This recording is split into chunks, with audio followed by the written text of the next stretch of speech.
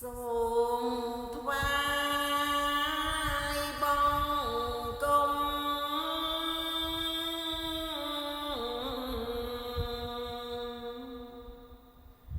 ព្រះសម្ពុទ្ធ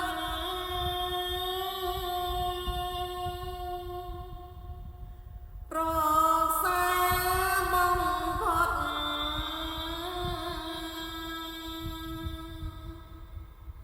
ក្នុង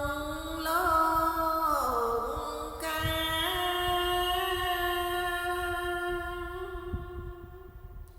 ជាគ្រូនៃមនុស្សនិងទេវតា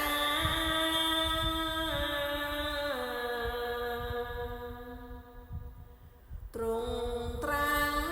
ទេសនា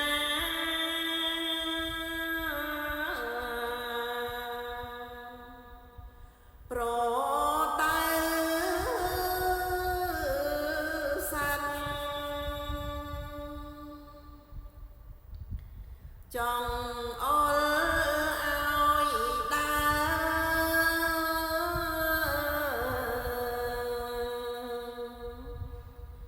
ផ្លូវកណ្ដាល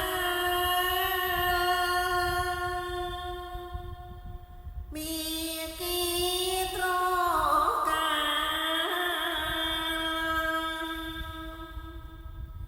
អាចកុំចាត់ទុកភ័យ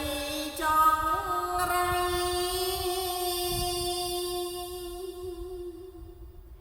ឲ្យខ្ចាយបាត់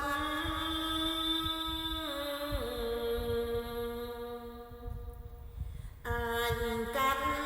សងសា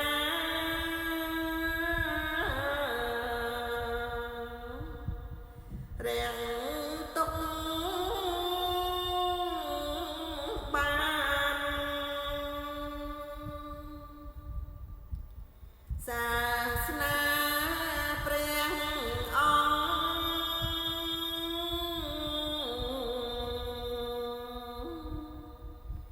គនៅ